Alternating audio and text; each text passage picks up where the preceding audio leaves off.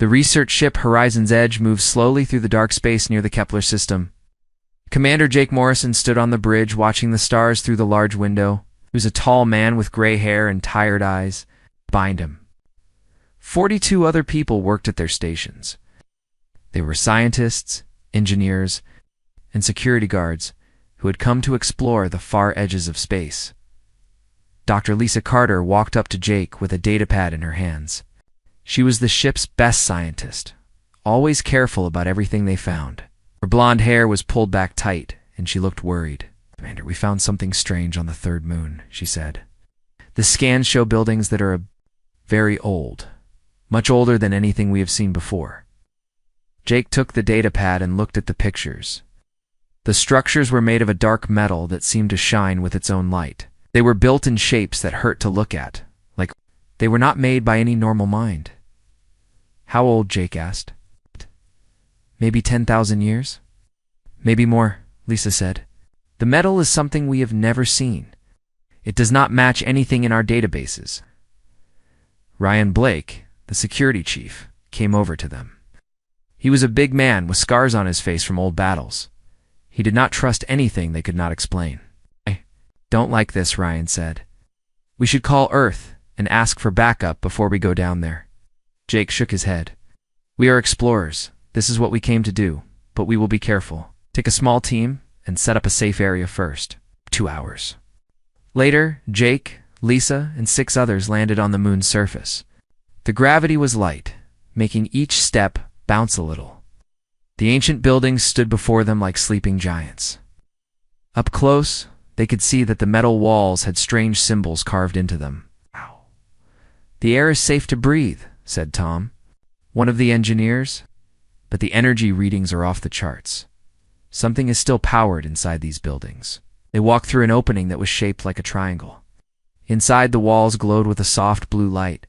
The corridors were wide enough for very large beings to walk through. Everything was too big for normal humans.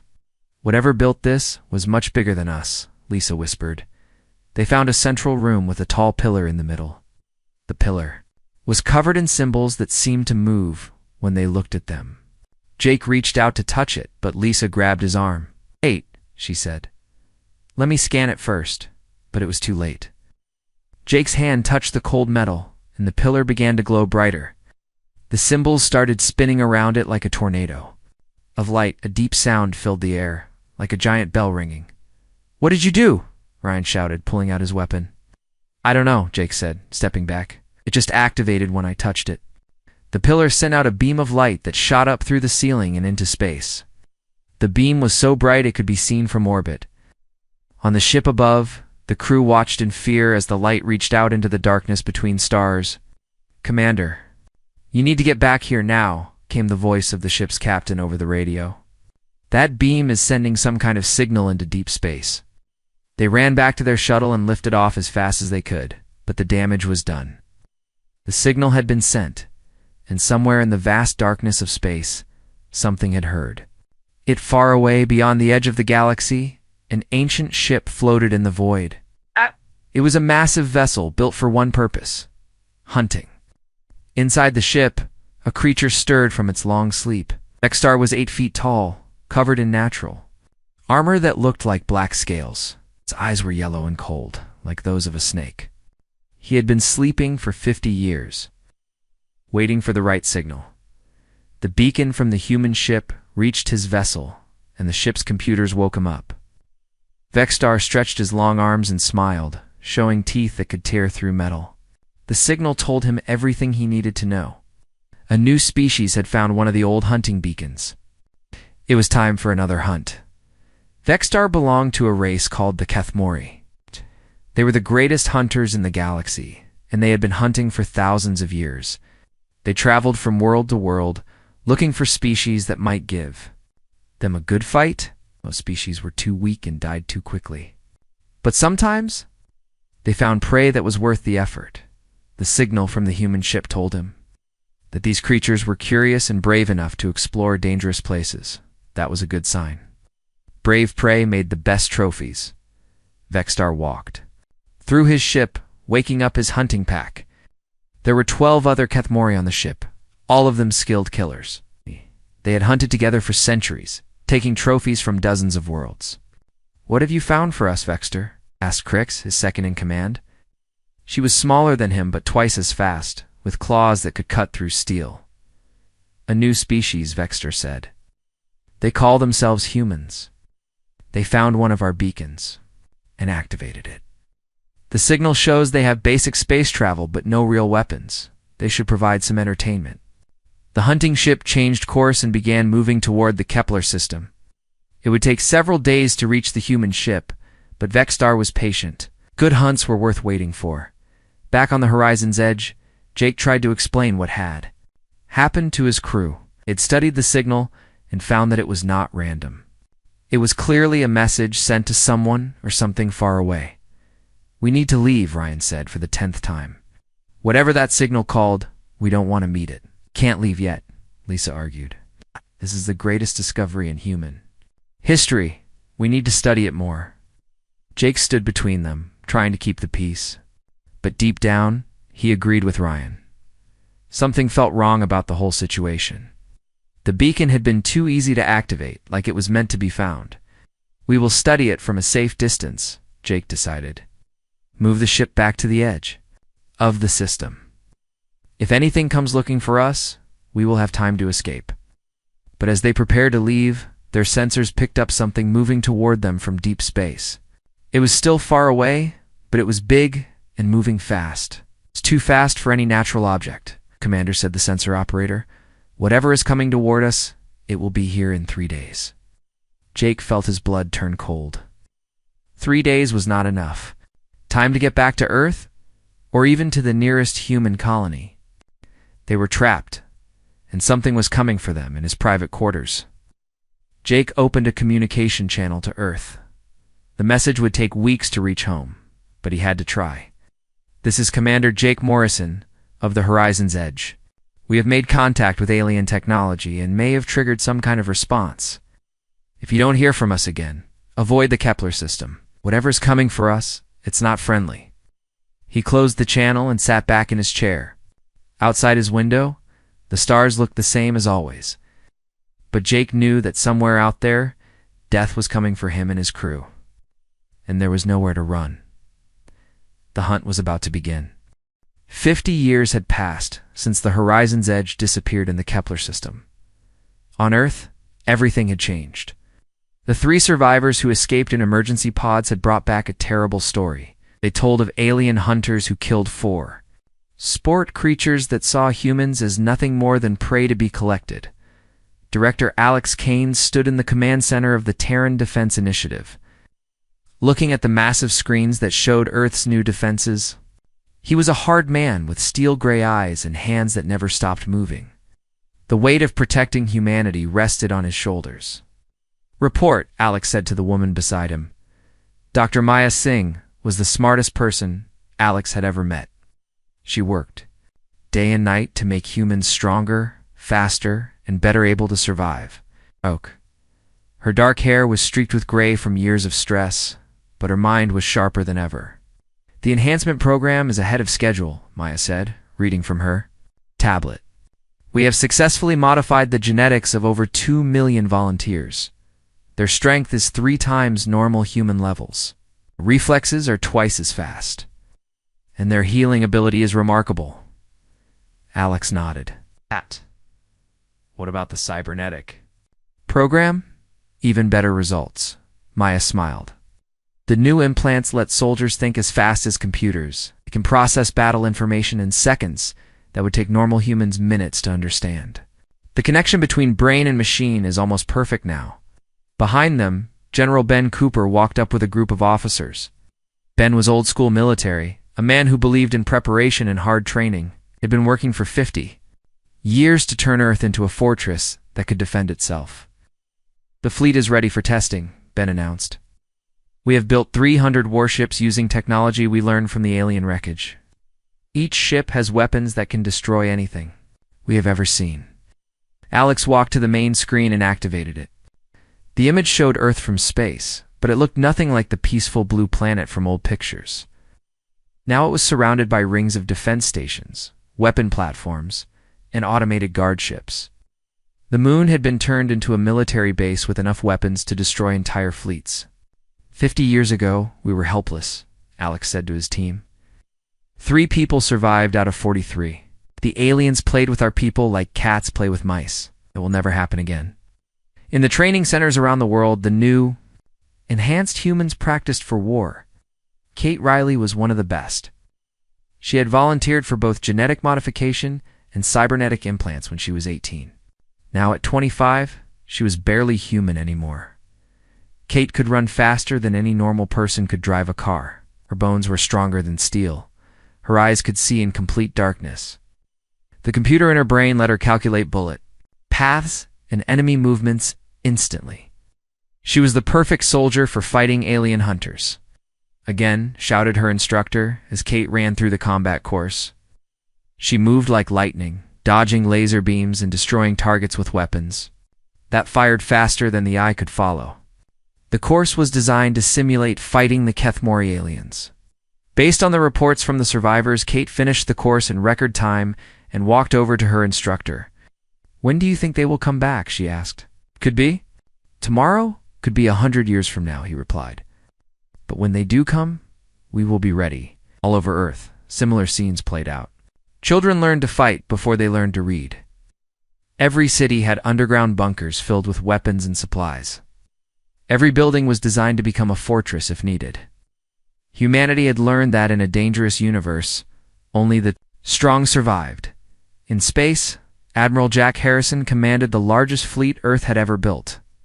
His flagship, the Retribution, was 10 miles long and carried enough weapons to destroy planets. Around it, hundreds of other ships patrolled the solar system, watching for any sign of alien visitors. Admiral called his communications officer. "We are getting reports from the outer sensors. Something big is moving out there, but it is still too far away to identify." Jack had been waiting for this moment for 30 years. He was one of the children who had heard the first reports of the alien attack. He had dedicated his entire life to preparing for their return. "All ships to battle stations," Jack ordered. "Send the alert to Earth Defense Command. After 50 years, our guests may finally be coming home." Far away in deep space, Vexter's hunting ship continued its slow journey toward Earth. The Kethmori hunter was still sleeping, confident that the primitive humans would be easy prey when he arrived. His ship's computers continued to monitor human radio signals, but they only recorded the information. They did not analyze it or warn Vextar of what humanity had become. The computers recorded human news broadcasts about the enhancement programs, but they filed it away as normal technological progress. They heard reports about the new defense fleets, but they categorized it as typical military development. The Kethmori artificial intelligence was programmed to expect prey to develop. Slightly over time, it was not programmed to recognize when prey evolved into something entirely different. If Vextar had been awake, he might have noticed the changes. But he slept peacefully, dreaming of the hunt to come. In his mind, he saw the same frightened humans he had killed 50 years ago. He imagined how they would run and hide when his hunting pack arrived. He planned which trophies he would take and how he would display them in his collection. On Earth, transformation continued. Dr. Maya Singh worked in her laboratory with a new group of volunteers. These were not soldiers, but scientists and engineers who wanted to help in the coming war. "The neural interface is the key," Maya explained to her team. "If we can connect human creativity with computer processing power, we can create minds that think faster than any alien intelligence." She gestured to the volunteer lying on the operating table. "Dr. Nicole Turner has agreed to be our first test subject for the advanced neural network. If this works, she will be able to interface directly with any computer system, including alien technology." The operation took 6 hours. When it was finished, Nicole sat up and looked around with new eyes. The cybernetic implants in her brain glowed softly through her skin. She could feel the connection to every computer in the building. "How do you feel?" Maya asked. Nicole smiled. "It's like I can think in 10 different directions at once." "Show me that alien technology we recovered from the horizon's edge." Maya brought out a small device that had been taken from the wreckage of the research ship. For 50 years, Earth's best scientists had been unable to understand how it worked. Nicole took it in her hands and closed her eyes. In seconds, her enhanced mind connected with the alien device. She could see how it was built, how it functioned, and most importantly, how to build weapons that could destroy it. "I understand it now," Nicole said, opening her eyes. "And I know how to stop them." All across the solar system, humanity prepared. For war, the space stations were armed and ready. The enhanced soldiers trained for battles they hoped would never come. The scientists worked day and night to create new weapons and defenses, but in the deepest bunkers of Earth, children still learned about the old world. They learned about the time when humans explored space for knowledge instead of survival. They learned about the peaceful ships that carried scientists instead of weapons. And they learned why that world had to end. "We are not the same species that left Earth on the horizon's edge," Director Alex Kane told a group of young officers. "We have evolved. We have adapted.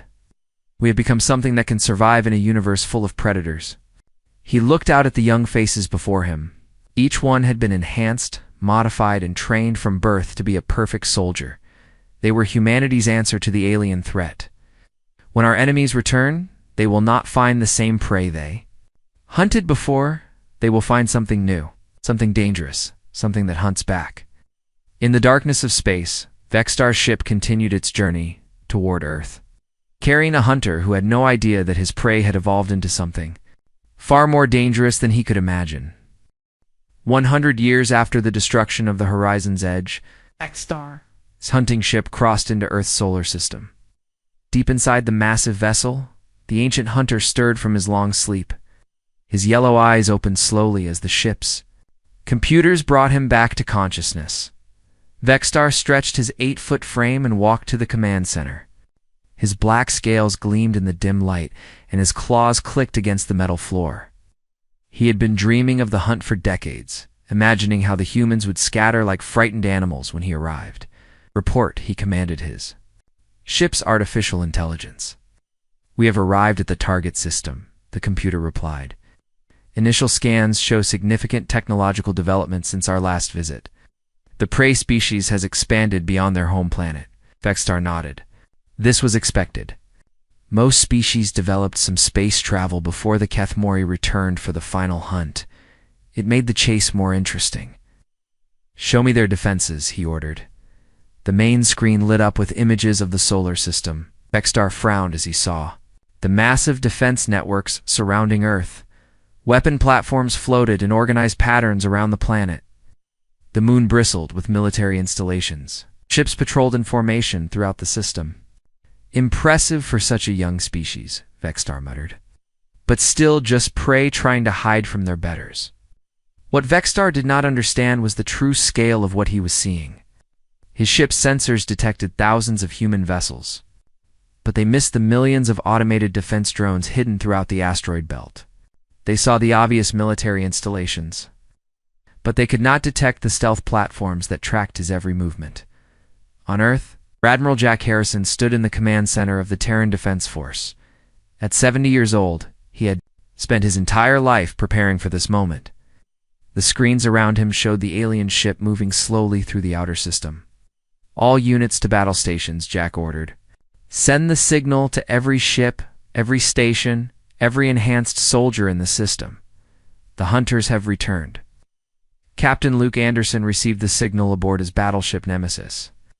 Luke was one of the new generation of enhanced humans, his body modified for space combat, and his mind linked directly to his ship's computer systems. He could think and react faster than any normal human, and his ship responded to his thoughts as if it were part of his own body. "This is Captain Anderson to all ships in Battle Group 7, Luke announced. "Target acquired. Begin standard intercept pattern." 60 ships moved into formation around the Nemesis. Each one was crewed by enhanced humans and equipped with weapons developed from captured alien technology. They had trained for this battle their entire lives. Vextar watched the human ships approach on his sensors. There were many of them, but his hunting vessel had faced larger fleets before. The ship was protected by energy shields that could stop Most weapons and its own guns could destroy planets if needed. "Shall I wake the hunting pack?" asked his ship's computer. "Not yet," Vexstar replied. "Let me see what these humans have learned first." "Open a communication channel." The signal reached the human fleet instantly. Luke Anderson accepted the communication, and Vexstar's image appeared on screens throughout the human ships. The Kethmori hunter smiled, showing his razor-sharp teeth. "Greetings." "Little prey," Vexstar said in perfect English. His ship had been monitoring human transmissions for decades and had learned their language. "I am Vexstar of the Kethmori. 100 years ago, I hunted some of your kind for sport. Now I have returned to finish what I started." Luke Anderson stared at the alien hunter with cold eyes. Unlike the humans of the past, he felt no fear. His enhanced mind calculated battle strategies, while his modified body prepared for combat. "This is Captain Luke Anderson of the Terran Defense Force," Luke replied. "No, you are not welcome in this system. Turn around and leave, or we will destroy." Vexstar laughed, the sound echoing through both ships. "Destroy me? Little human, do you know what I am? I have hunted across 1,000 worlds. I've taken trophies from species that could crush your planet with their thoughts. You're nothing but animals pretending to be soldiers." "Then you have made a mistake," Luke said calmly. "We are not the same humans you hunted before. We have evolved." The communication ended, and both sides prepared for battle. Vexstar activated his ship's weapon systems, expecting to scatter the human fleet with a few well-placed shots. But when his energy beams struck the human ships, something unexpected happened. The human vessels absorbed the energy and redirected it back at his ship. Their shields, based on technology reverse-engineered from Kethmori artifacts, were specifically designed to counter alien weapons. What should have been a devastating attack became nothing more than a light show. "Possible," Vexstar snarled. "How do they have our technology?" The answer came in the form of a counterattack that surprised even the ancient hunter. The human ships fired weapons that he recognized as Kethmori designs, but improved and made more deadly. His ship's shields flickered under the assault, but the real shock came when boarding pods launched from the human vessels. Vexstar had expected the humans to fight from a distance, using their ships like the cowards he remembered.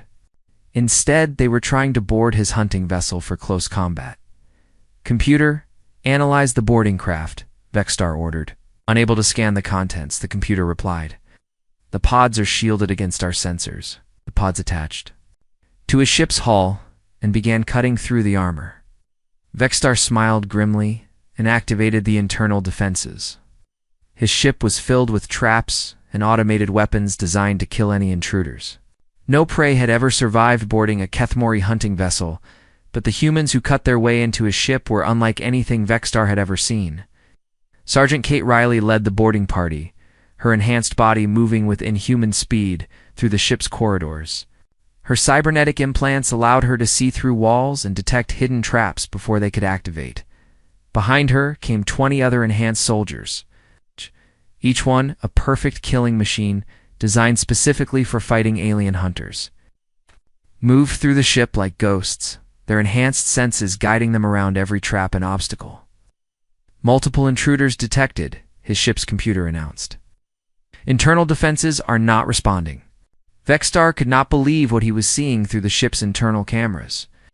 The humans were not just avoiding his traps, they were turning them off. One of the human soldiers, a woman with glowing cybernetic implants, was interfacing directly with his ship's computer systems. How are they doing this? Vexstar roared. Dr. Nicole Turner, the enhanced scientist leading the technical team, had connected her modified brain directly to the alien ship's network. Her consciousness flowed through the Kethmori computer systems like water, understanding their function in taking control in seconds. "Ship systems compromised," the computer announced in a voice that was no longer entirely artificial. Nicole had begun rewriting its programming. Vexstar grabbed his weapons and headed for the ship's central corridor. If these evolved humans wanted to fight, he would give them one. He'd been killing for centuries and no prey had ever matched his skill in personal combat, but when he reached the main corridor, he found Kate Riley waiting for him. She stood perfectly still, her enhanced eyes tracking his every movement. Her weapons were already aimed at his chest. "You are the one who killed Commander Morrison," Kate said, her voice steady and cold. "We have been waiting a long time to meet you." Vexstar attacked with the speed that had made him legendary among hunters. His claws could tear through steel, and his reflexes were faster than most species could even see. But Kate Riley was no longer entirely human. She moved like lightning, dodging his attacks and striking back with precision that shocked the ancient hunter. For the first time in his long life, Vexstar found himself fighting an opponent who was faster, stronger, and smarter than he was. Kate's enhanced reflexes let her predict his moves before he made them. Her modified strength let her block attacks that should have torn her apart. The battle raged through the ship's corridors as more enhanced humans joined the fight. Vexstar's hunting pack, awakened by the alarms, found themselves facing soldiers who fought with tactics they had never seen before. The humans worked together with perfect coordination, sharing information through their cybernetic links and adapting their strategies in real time. "Retreat to the escape pods," Vexstar ordered his surviving hunters. For the first time in 1,000 years of hunting, the Kethmori were losing a battle. But when they reached the escape pod bay, they found it already occupied by human soldiers. Luke Anderson stood waiting for them, his enhanced form blocking their escape route. "Going somewhere?" Luke asked. Vexstar realized with growing horror that the humans had not just boarded his ship, they had captured it entirely. His hunting vessel, the pride of the Kethmori fleet, was now under human control. "What are you?" Vexstar demanded. Kate Riley stepped up beside Luke, her weapon trained on the alien hunter. "We are what you made us," she said. "You taught us that the universe is full of predators. So we became better predators than you." Outside the captured ship, the human fleet maintained its formation. Vexstar sat in a containment cell aboard his own ship, staring at walls that no longer obeyed his commands. The human soldiers had taken control of everything, turning his hunting vessel into their prison. His yellow eyes watched the enhanced humans move through the corridors with deadly purpose, and for the first time in his 1,000-year life, he felt something he had never experienced before: fear. Commander Chris Morgan walked into the cell, his enhanced frame filling the doorway. Chris was part of humanity's elite hunter-killer squadron, soldiers who had been modified beyond normal human limits. His cybernetic implants glowed softly beneath his skin, and his eyes held the cold intelligence of a predator studying its prey. "Name is Chris Morgan," he said, sitting across from the captured alien. "I want to talk." Vexstar remained silent, his scaled hands clenched into fists. He had been a hunter for centuries, and hunters did not speak with their prey. But these humans were not behaving like prey anymore. 100 years ago, you killed 40 people on a research ship, Chris continued. Among them was Commander Jake Morrison. He was my great-grandfather. The alien hunter's eyes widened slightly. He remembered Morrison, a brave human who had fought well before dying. That was 4 generations ago in human terms. How could this be the same bloodline? "Humans live short lives," Vexstar said finally, his voice rough from disuse. "How can you be related to prey I killed so long ago?" Chris smiled, but there was no warmth in it. "We live longer now. Much longer. The enhancements we gave ourselves included extended lifespans. Some of our enhanced humans can live for centuries. We had time to plan for your return." Meanwhile, in another part of the ship, Dr. Nicole Turner worked at a computer terminal that had once controlled the vessel's navigation systems. Her enhanced mind interfaced directly with the alien technology, reading through decades of stored information about Kethmori hunting practices. "Admiral Harrison, you need to see this," Nicole called over the communication system. Admiral Jack Harrison appeared on the screen, his weathered face showing the strain of commanding humanity's defense. "For so many years, what have you found, Doctor?" "The Kethmori have been hunting for thousands of years," Nicole reported. "But they're not just random killers. They have a system. They mark species they consider worthy prey and return to hunt them when they think. The species has developed enough to provide a challenge." She brought up star maps, showing dozens of worlds marked with Kethmori symbols. "Look at this. They've hunted the Zephyrians, the Crystalline Collective, the void swimmers. All advanced species, all extinct now. Jack's face grew grim. How many species have they destroyed? At least 47 that I can confirm from these records. Probably more. Nicole's enhanced brain processed the information faster than any normal human could comprehend. But Admiral, that's not the worst part. According to this data, Vexstar sent a signal before we captured him. Other Kethmori hunting packs know he's here. Back in the containment cell, Chris Morgan leaned forward. "Tell me about your people," he said to Vexstar. "How many hunters are there? Where do they come from?" Vexstar laughed, the sound echoing. "Off the metal walls? You think capturing one hunting pack makes you safe? There are thousands of us scattered across the galaxy. When I fail to report, others will come to investigate. Your little world will be swarmed with hunters seeking revenge." "Good," Chris said calmly. "We're counting on it." The alien hunter stared at him in confusion. No prey species had ever wanted more predators to find them. I went against every survival instinct he understood. "You don't understand," Vexstar snarled. "One hunting pack was enough to slaughter your people before? A full fleet will turn your planet to ash." Chris stood up and walked to the cell's window, looking out at the human fleet surrounding them. 100 years ago, you killed 43 humans, and we learned from it. We evolved, we adapted, we became stronger. Now you've given us even more data about your species. When your friends arrive, we'll be ready for them too." Vice Admiral Sam Peters coordinated the pursuit from his command ship at the edge of the solar system. Sam was one of the new generation of strategic minds. His enhanced brain is capable of processing information and planning battles on a scale that would have been impossible for normal humans. "Report from all sectors," Sam ordered. "Reports. Alien probe ships detected near Jupiter," came the first response. "They appear to be scanning our defenses. Sector 12 has identified what looks like a Kethmori scout vessel hiding in the asteroid belt," came another report. Sam nodded. The aliens were probing their defenses, trying to understand what they were facing. But the humans had learned to play this game too. "Begin Operation Mousehole," Sam commanded. "Let them see what we want them to see." Throughout the solar system, human forces began what appeared to be a retreat.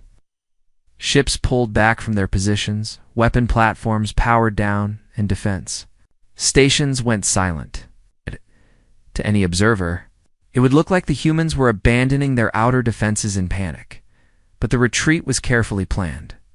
Every ship that pulled back was replaced by 3 stealth vessels, and every powered-down platform was surrounded by hidden drones. The humans were not retreating. They were setting a trap. Aboard the captured hunting ship, Dr. Nicole Turner made another discovery. Deep in the ship's memory banks, she found something that changed everything. "The Kethmori aren't the top of the food chain," she announced to the command staff. "There's something else out there, something that even they fear." She brought up images from the ship's deepest files. The pictures showed creatures that made the Kethmori look small, beings of energy and darkness that could destroy entire star systems. "They call them the Devourers," Nicole continued. "According to these files, the Kethmori hunt other species, not just for sport, but to find new weapons and abilities to use against the Devourers. They're looking for prey that might evolve into allies." This revelation changed everything. Chris Morgan returned to Vexstar's cell with new questions. "Tell me about the Devourers," Chris demanded. Vexstar's scaled face showed genuine surprise. "How do you know that name?" "We know a lot of things now," Chris replied. "Your ship's computers were very helpful once we convinced them to cooperate. What I want to know is why you really hunt other species." For the first time, Vexstar looked uncertain. "The Devourers are ancient enemies of all life," he said slowly. "They consume entire galaxies, leaving nothing but darkness behind.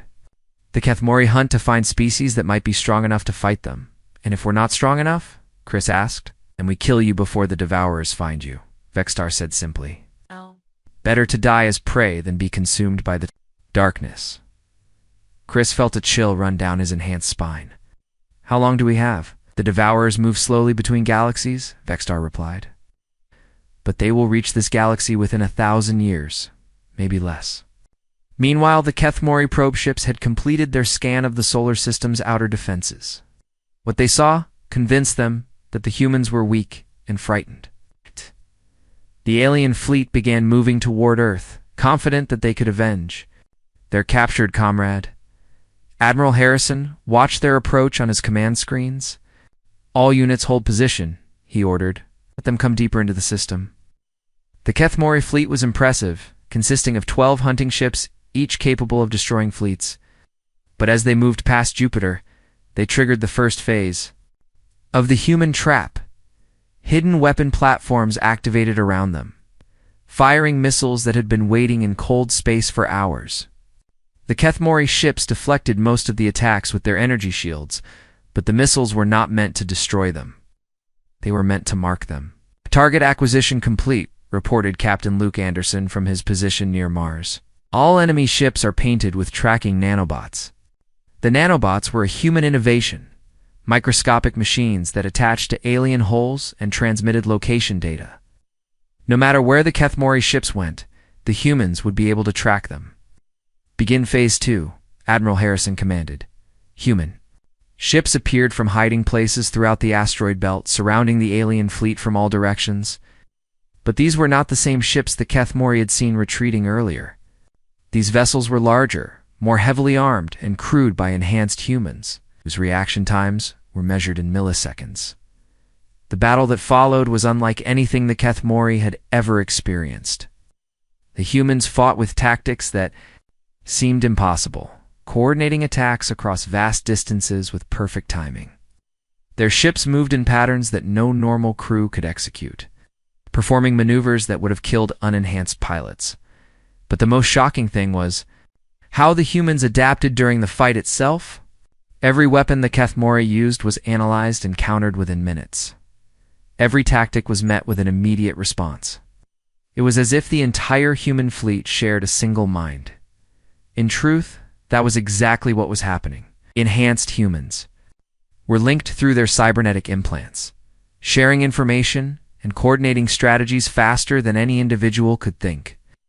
They had evolved beyond individual combat into something like a hive mind of warriors. One by one, the Kethmori hunting ships were disabled and captured. Their crews were taken prisoner, their technology studied and understood. The captured Kethmori fleet hung in space around Earth like broken toys. 12 hunting ships that had once terrorized entire star systems now served as prizes for humanity's scientists to study. Inside the largest vessel, Vexstar sat across from Fleet Admiral Tony Clark in what had once been the aliens' own command center. Tony was humanity's supreme military commander, a man whose enhanced mind could process battle information from across the entire solar system simultaneously. His cybernetic implants glowed softly as he reviewed data from the captured ships, learning secrets that the Kethmori had guarded for thousands of years. "Your people have been hunting for a very long time," Tony said, not looking up from his data tablet. 47 species extinct, hundreds of worlds left empty, all because you thought you were the strongest things in the galaxy. Vexstar shifted uncomfortably in his restraints. The metal bonds were made from his own ship's armor, turned against him by human engineers who understood alien technology better than its creators. "We hunted to find strong allies," Vexstar protested. "The Devourers are coming. Every species needs to be tested to see if they can help fight the darkness." Tony finally looked up, his enhanced eyes studying the alien hunter with cold calculation. "And if they fail your test, then they die quickly instead of being consumed slowly," Vexstar replied. "It is mercy." "No," said a new voice from the doorway. "It is fear." Dr. Rachel Kim entered the room, her modified brain interfacing wirelessly with the ship's systems. Rachel was the chief architect of humanity's evolution, the woman who had designed the programs that transformed an entire species. Her neural implants allowed her to think at speeds that made normal human conversations seem like watching grass grow. "We studied your genetic patterns," Rachel continued, walking over to stand beside Tony. "The Kethmori were once prey themselves, weren't they? You were hunted by something else? Something that drove you to become hunters?" Vexstar's yellow eyes widened in shock. No species had ever uncovered that secret. The Kethmori had buried their origin story beneath millions of years, Of conquest and pride, devourers, Rachel said, reading his expression correctly. They found your world first. But instead of fighting them, you learned to hunt other species and feed them to the darkness. You became their servants. We survived, Vexstar snarled. That is what matters.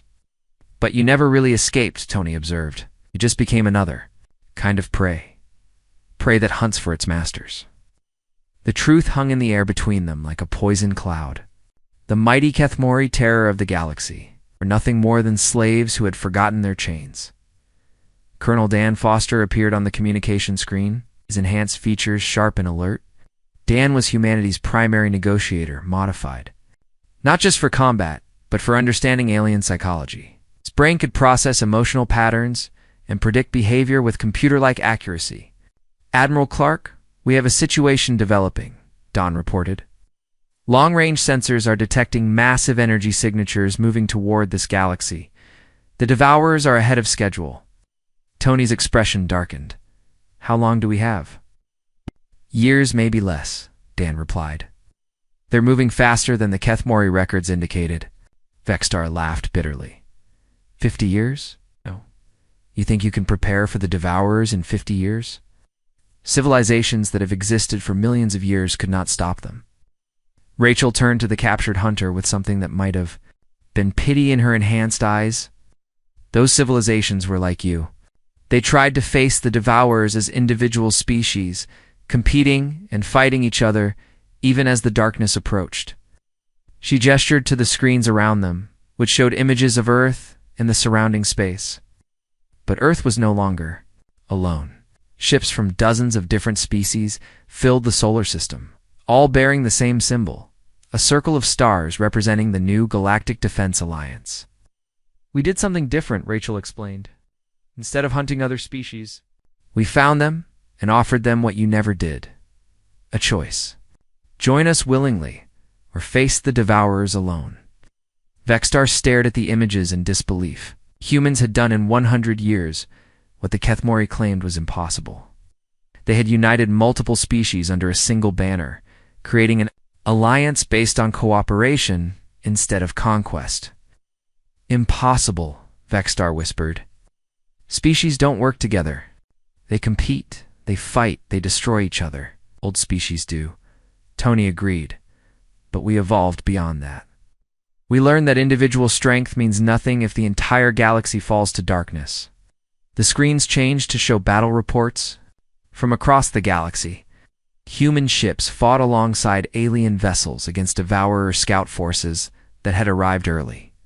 The combined fleets used tactics that no single species could have developed, blending human adaptability with alien technology and wisdom. The Zephyrians brought us their energy manipulation technology, Rachel continued, pointing to ships that seemed to be made of pure light. The Crystalline Collective shared their knowledge of quantum mechanics. The Void Swimmers taught us how to travel between dimensions. And what did humans bring to this alliance? Vexstar asked. Hope, Dan Foster said, his image still on the communication screen. We brought the idea that evolution doesn't have to end, that any species can become more than what it was born to be. Tony stood up and walked to the large window that looked out into space. Beyond the captured Kethmori ships, he could see the greatest fleet ever assembled. Thousands of vessels from hundreds of different worlds, all working together to prepare for the ultimate battle. We're offering you the same choice we offered everyone else, Tony said, without turning around. Your people can join the alliance and help us fight the Devourers, or you can continue being their servants and face us as enemies when the darkness comes. Vexstar was quiet for a long time, his mind struggling with concepts that went against everything he had believed for centuries. Finally, he spoke in a voice barely above a whisper. What happens to hunters in your alliance? Rachel smiled, and for the first time, it was warm instead of cold. They become protectors. The same skills that made you good at hunting prey make you good at hunting predators. We have a place for everyone who chooses to evolve, even for someone who killed. Your people? Tony finally turned from the window, especially for someone like that. You understand the cost of being weak. That makes you valuable in teaching others how to be strong. The communication system activated, and Admiral Harrison's voice filled the room. All senior staff to the main conference room. We have new intelligence. About Devourer movements. Alice, Tony looked at Vexstar one last time. The choice is yours, but decide quickly. Ali. The galaxy doesn't have time for old grudges. An hour later, the largest gathering of intelligent species in galactic history convened in the Alliance's new command center. Representatives from over 200 different worlds sat together, sharing information and coordinating strategies. At the center of it all, humans served as mediators and coordinators, their enhanced minds capable of processing input from dozens of different species simultaneously. Vexstar entered the room, escorted by Dan Foster. His restraints removed, but energy dampeners still active.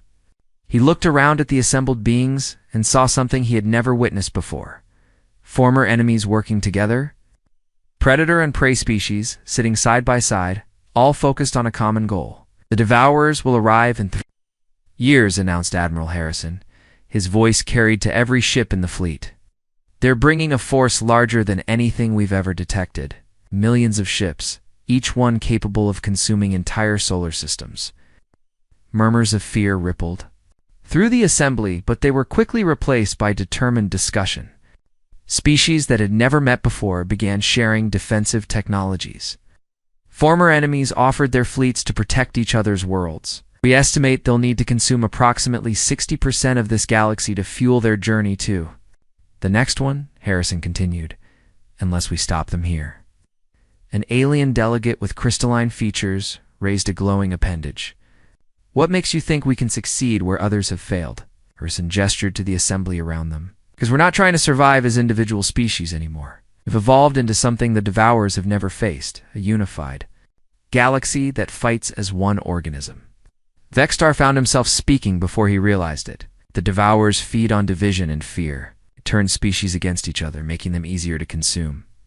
But if there is no division to exploit, then they face something they can't understand, Dan Foster finished. A galaxy that chooses cooperation over conquest. The meeting continued for hours as battle plans were made and resources allocated. Vexstar watched in amazement as species that should have been natural enemies worked together to solve problems that had seemed impossible. When the assembly finally ended, Tony Clark approached the former hunter. Have you made your decision? Vexstar looked around at the departing delegates, each one returning to their fleet to prepare for humanity's war. For the first time in his long life, he saw a future that didn't involve hunting or being hunted. Was wrong about evolution? Vexstar said quietly. I thought it meant becoming a better predator. But you've shown me something else. Evolution means becoming something that doesn't need to hunt at all.